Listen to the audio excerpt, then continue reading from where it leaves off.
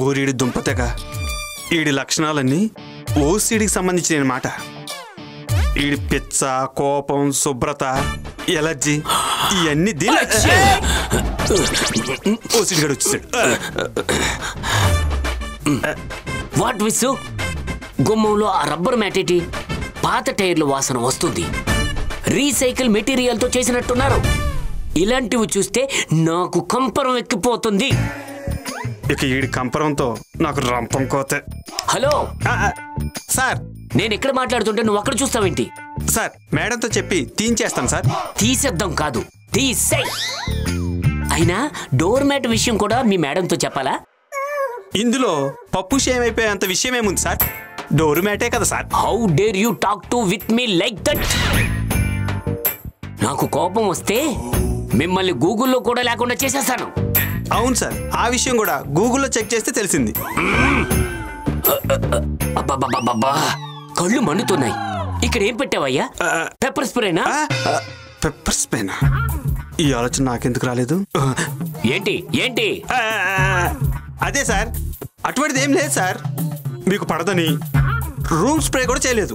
అంటే రూమ్ కూడా క్లీన్ చేయలేదా? అబ్బే, సర్వర్స్ క్లీన్ చేసినా మీ ఓసిడి గురించి తెలిసి. What speaker out side what? అదే సార్, మీ ఓవర్ డిస్ప్లేను, మీ ఓవర్ నీట్నెస్ గురించి తెలిసి నేనే ఏదది ఇదిగో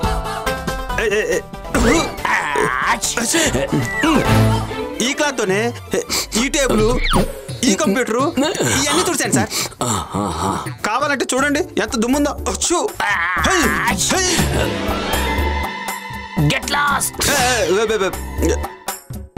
ఇక్కడే ఉంటే ఈడు తుమ్ముల తుఫాన్తో నేను తడిసిపోయేలా ఉన్నాను.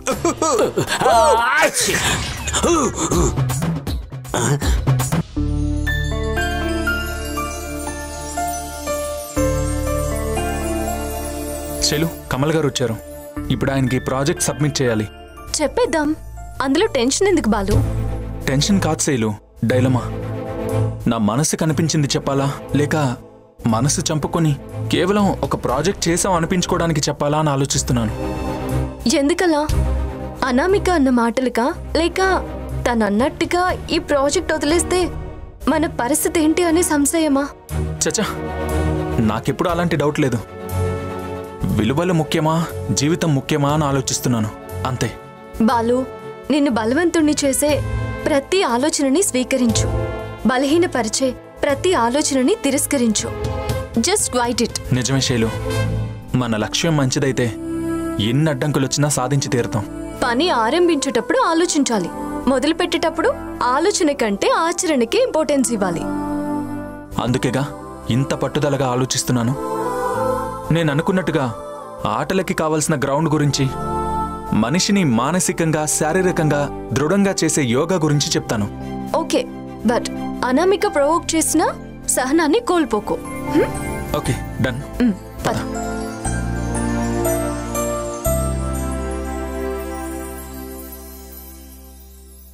What I mean to say is, దేశ భవిష్యత్తును నిర్ణయించేది నేటి విద్యార్థులే.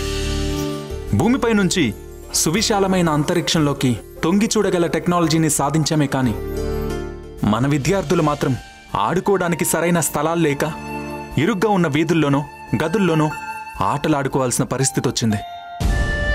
అందుకే పిల్లలు కేవలం సెల్ ఫోన్స్ కే పరిమితమైపోతున్నారని మనం గమనించలేకపోతున్నాం. It's very valuable point. Thank you sir. అందుకే మన ద్రోణ ప్రాజెక్ట్లో మనం తీసుకోవాల్సిన ఫస్ట్ స్టెప్ అందరికీ అనువైన ఆట స్థలం, a comfortable playground. I object this Balu. నువ్వు చెప్పేది మన ప్రాజెక్ట్ కి రిలేటెడ్ గా లేదు, అవుట్ ఆఫ్ బాక్స్ లో ఉంది. You must be in our orbit. Madam, try to understand. Yoga లాంటివి స్టూడెంట్స్కి పాఠాలను అర్థం చేసుకునే బలాన్ని ఇస్తాయి, మానసిక ధైర్యాన్ని, స్థైర్యాన్ని అందిస్తాయి. కానీ ఆడుకోవడానికి గ్రౌండ్ ఏది? వారికి స్పోర్ట్స్ కిట్స్ ఏవి? ఇవన్నీ ముందుగా మనం వారికి అందిస్తే with in short span we will be succeeding in our vision. నువ్వు చెప్పేది నిజం. ఫస్ట్ స్టెప్ ఇక్కడి నుంచి స్టార్ట్ చేద్దాం. నువ్వు అనుకున్నది కొంచెం డీటెయిల్గా చెప్పు.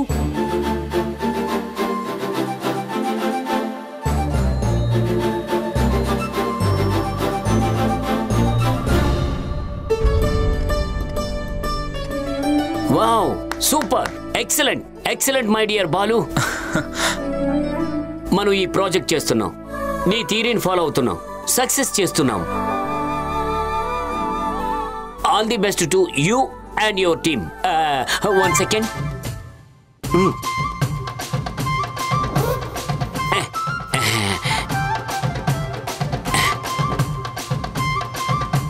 Go ahead. Okay sir. Go ahead. Sir Visu.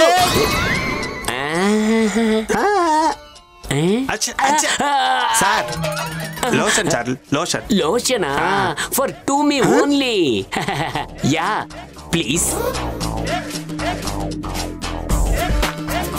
Please.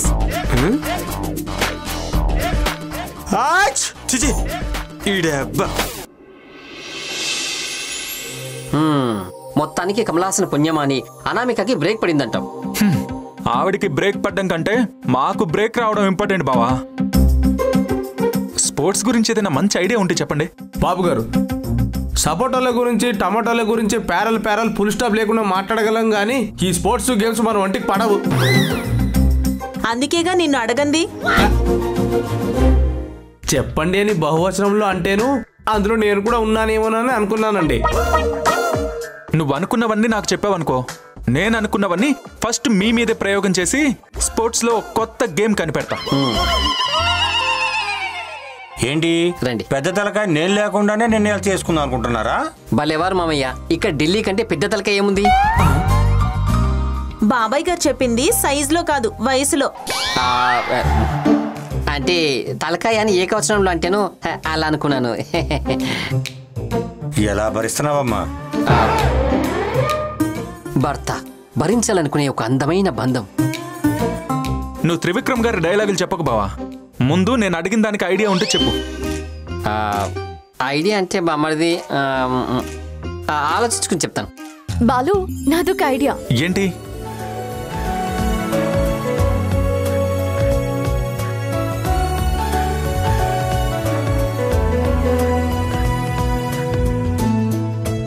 Super Shailu, ఇప్పటిదాకా మాట్లాడకపోతే బుర్ర పనిచేయట్లేదేమో అనుకున్నాను. లేట్ అయినా మంచి ఐడియానే ఇచ్చావు. బామ్మడిది, నీకింకా తగ్గినట్లేదు. ఏంటది? వాళ్ళకి తెలుసులే. శైలమ్మ, నీ ఐడియా బ్రహ్మాండంగా ఉంది. ఇమీడియట్ గా వర్క్ స్టార్ట్ చేసేయండి. All the best. థ్యాంక్స్ అన్నయ్య. All the best. థ్యాంక్స్ వదినా.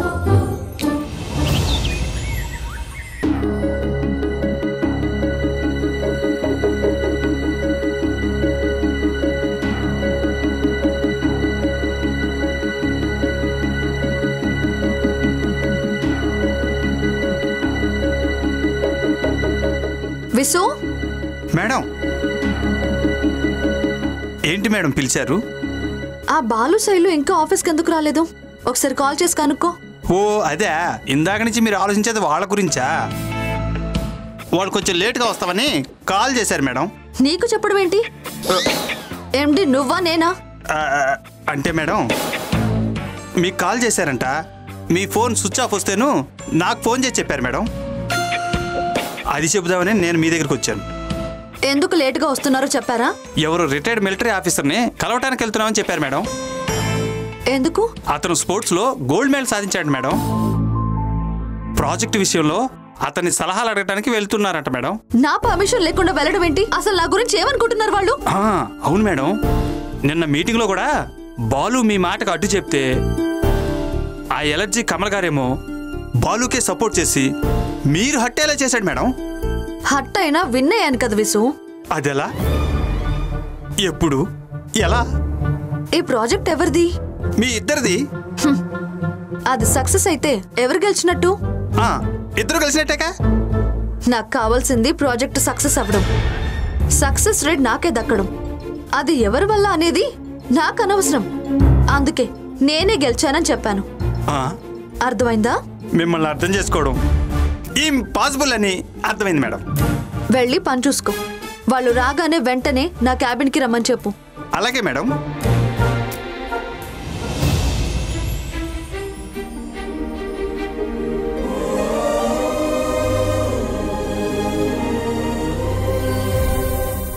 స్పోర్ట్స్లో మీరు సాధించిన గోల్డ్ మెడల్స్ గురించి తెలిసింది, కానీ దేశం కోసం మీరు చేసిన త్యాగం మాత్రం తెలియలేదు సార్. రాళ్ళెత్తిన కూలీలు, రక్తం చిందించి పోరాడిన వీరులు చరిత్రలో కనిపించరు. రక్తపాతాన్ని సృష్టించిన వాళ్ళు మాత్రమే చరిత్రలో మిగిలిపోతారు. Sorry sir. ఎందుకు? మా కష్టం దేశం గుర్తించాలని పనిచేయం. దేశానికి కష్టం రాకూడదనే ప్రాణాల సైతం లెక్క చేయకుండా పోరాడతాం. పోతే హ్యాపీ. ఇలా బతుకుంటేనే ఇంకా దేశానికి ఏదో చేయాలనే ఆరాటం. ఇంత చేసి కూడా ఇంకా ఏం చేయగలనని ఆరాటపడుతున్నారే, మీకు నిజంగా హ్యాట్సప్ సార్. కానీ ఏం లాభం అమ్మా? సరిగ్గా నిలబట్టమే చేతగాని వాడు గ్రౌండ్లో పరిగెత్తించే వాళ్ళని ఎలా తయారు చేయగలడని కొంతమంది మేధావులు పక్కన పెట్టేశారు. అందుకే ఎప్పటికైనా ఒక స్పోర్ట్స్ అకాడమీ స్థాపించాలన్న నా కోరిక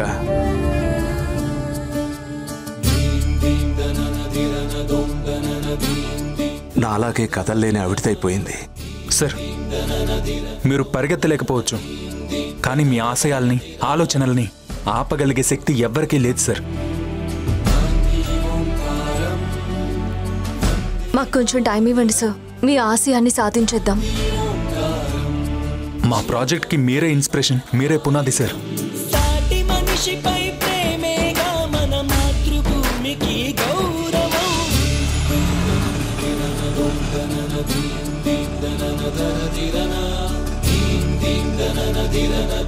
ఇప్పటి వరకు మనం స్పోర్ట్స్ గురించి ఆలోచించాం. ఇక ముందు మనం ఆలోచించాల్సింది, చేయాల్సింది చాలా ఉంది శైలు. అవును బాలు, ఆయన చెప్పిన ప్రతి మాట ఒక ఇన్స్పిరేషన్లా ఉంది.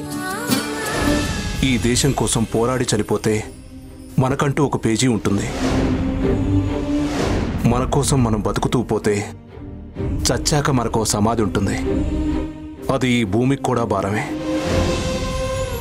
ఆయన యుద్ధంలో కాలిపోయినందుకు కూడా బాధపడలేదు. తనకున్న ఆశయం ఎక్కడ ఆశలా మిగిలిపోతుందా అని బాధపడుతున్నారు. వాళ్ళలా ఉండిపోకూడదు శైలు. వాళ్ళు చేసిన త్యాగం, వాళ్ళు పడ్డ కష్టం 10 మందికి తెలియాలి.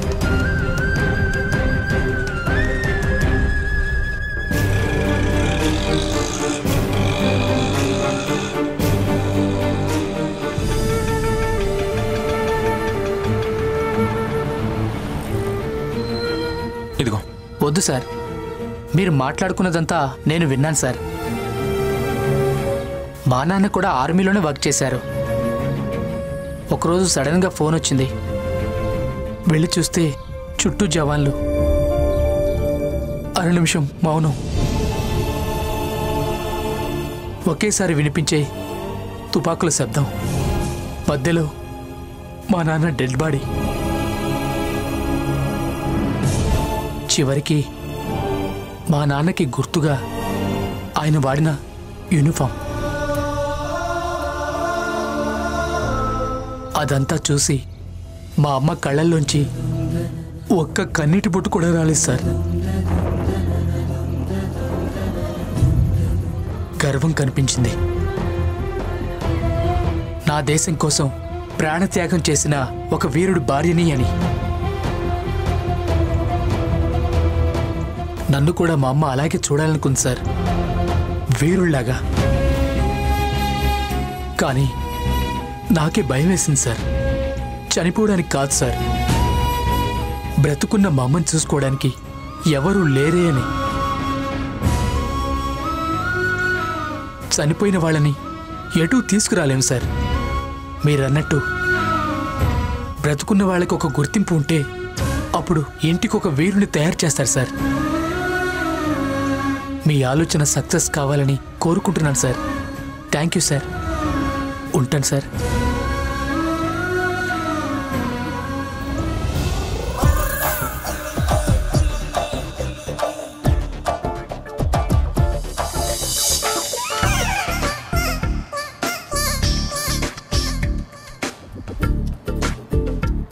వీడేంటి తిన్న తరగడానికి తిరుగుతున్నట్టున్నాడు? అడిగితే తెలుస్తుంది కదా. అరే శిశు, ఏమన్నావు? నేనేమన్నాను? నువ్వన్నావు, నా చెవులతో నేను విన్నాను. ఏం విన్నావు? నువ్వన్నదే నేను విన్నాను. తనేమన్నాడు మీరే విన్నారు చెప్తే? అవును కదా నేను చెప్పేస్తాను. అవును కదా, నన్ను తను తను చూస్తూ అన్నాడు. లేదే విసు అని పిలిచాడు. మరి నాకేంటి అలా అనిపించింది? అదే నిజం కాబట్టి. ఏంటి? మీరు అనుకున్నంత మాత్రాన నిజం అబద్ధం అయిపోదు, అబద్ధం నిజం అయిపోదు కదా. అది నాకెందుకు చెప్తున్నావు? నిజమేదో అబద్ధమేదో మీకంటే ఇంకెవరికి బాగా తెలుస్తుంది, అందుకే చెప్పాడు. అది నిజమేలేండి. ఇంతకీ అనామిక మేడం వచ్చిందా? నిజం చెప్పమంటారా, అబద్ధం చెప్పమంటారా? నువ్వేం చెప్పాలనుకుంటున్నావో అదే చెప్పు. లోపలికెళ్తే మీకే తెలుస్తుంది. ఎక్స్పెక్ట్ చేశా. ఏమని? ఇంతకంటే బెటర్ గా చెప్పలేవని. అసలు బెటర్మెంట్ లోపల ఉంటది, వెళ్ళండి.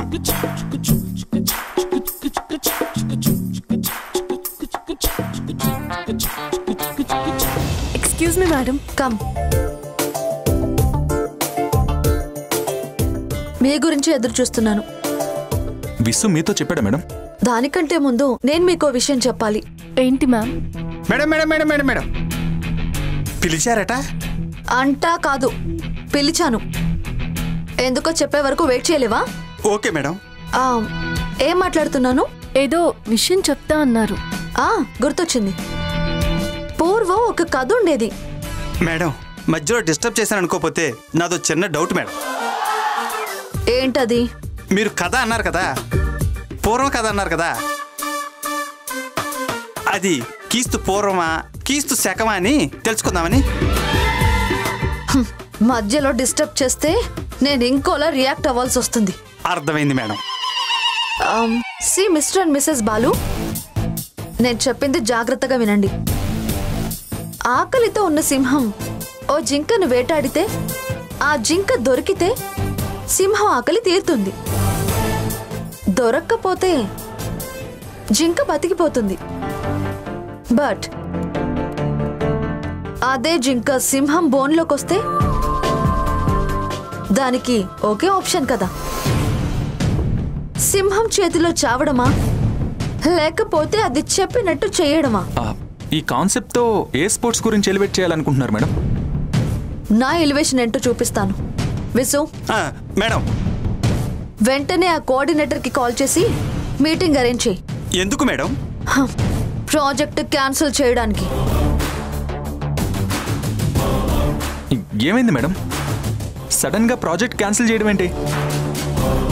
నేను మీతో కలిసి మాత్రమే పనిచేస్తున్నాను, మీ కింద కాదు. నాకు చెప్పకుండా నా పర్మిషన్ లేకుండా మీ ఇష్టం వచ్చినట్టు మీరు నిర్ణయాలు తీసుకుంటే నేను నా ఇష్టం వచ్చినట్టు నిర్ణయం తీసుకుంటాను. మేడం ఒకసారి మీరు చెప్పేది వినండి. నా ఈగో కంటే నాకేది ఎక్కువ కాదు. దాన్ని టచ్ చేశారు, దాని రియాక్షన్ ఎలా ఉంటుందో చూపిస్తాను. విసు, అర్జెంటుగా కాల్ చేసి మీటింగ్ ఏర్పాటు చేయి. అలాగే madam.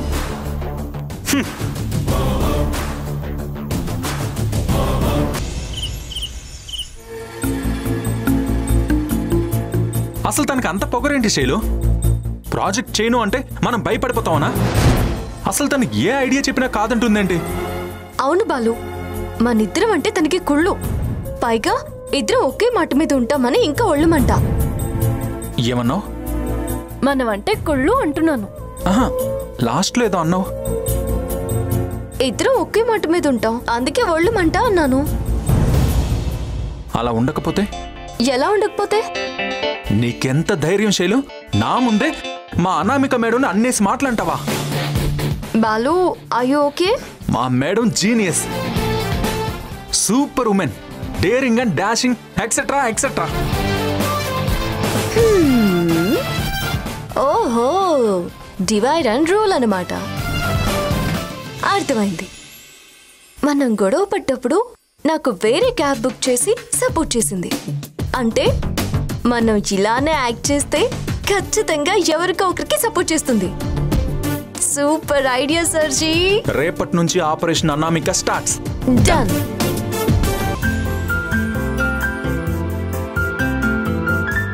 Baby, I want to talk with you. What dad? ఏదో ఇరిటేషన్ లో ఉన్నట్టున్నారు. కాకపోతే ఏంటి బేబీ, స్కూల్ పిల్లల మీద కంప్లైంట్స్ వచ్చినట్లు నీ మీద కంప్లైంట్స్ వస్తున్నాయి. అర్థమైంది డాడ్. కోఆర్డినేటర్ కమల్ కాల్ చేశాడా? కాదు, వార్న్ చేశారు. తను ఇలా ప్రాజెక్ట్ని రిజెక్ట్ చేయటం ఇది సెకండ్ టైం. ద్రోణ స్పోర్ట్స్కి బలవంతంగా వర్క్ చేయించుకోవాల్సిన అవసరం లేదు. కంటిన్యూ చేస్తారా లేదా వేరే సోర్స్ చూసుకోవాలా అని తేల్చి చెప్పమన్నారు. ఏంటి బేబీ, నీకు నవ్వొస్తుందా? మరేంటి డాడ్, ప్రాజెక్ట్ సైన్ చేసిన తర్వాత నన్ను ఎలా రిజెక్ట్ చేస్తారు? మరి నువ్వెలా రిజెక్ట్ చేసావు? నేను జస్ట్ బెదిరించాను అంతే. ఎందుకంటే ఆ బాలు శైలు నా దారిలోకి రాకపోగా కొత్త దారులు వెతుక్కుంటున్నారు. అదొక్కటే కాదు, నా ముందు కంప్లీట్ కాన్సెప్ట్ రివీల్ చేయకుండా ఆ కమల్ ముందు డైరెక్ట్గా ఎక్స్ప్లెయిన్ చేసి నన్ను లాక్ చేస్తున్నారు. అందుకే భయం ఉండాలని జస్ట్ చిన్న ఝలకిచ్చాను అంతే. కానీ దీనివల్ల నువ్వు హెడ్ ఆఫీస్కి నువ్వే పెద్ద ప్రాబ్లంగా కనిపిస్తావు కదా. డాడ్, వాళ్ళ ప్రాబ్లము నేనే, వాళ్ళ ప్రాజెక్ట్కి సొల్యూషన్ కూడా నేనే. Don't worry. అంటే రేపు నువ్వు బాలు వాళ్ళ ఇంటికి వెళ్తున్నావనే కదా? జరగబోయేది చూడండి. What ever it may be, ఇంకోసారి నా దగ్గరికి ఏ ఇష్యూస్ రాకుండా చూసుకో. Okay dad. లంచ్ అయిందమ్మా? ఎప్పుడో, మీరు తినలేదా? చేయలేదు. చాలా లేట్ అయిపోయింది డాడ్, వెళ్ళి భోంచేయండి.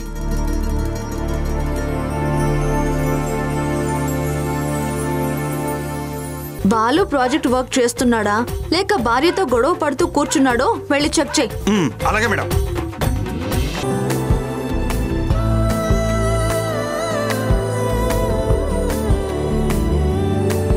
ఇంక చాలు బాలు. నా కోసం ఇంకొక స్పూన్ తిను.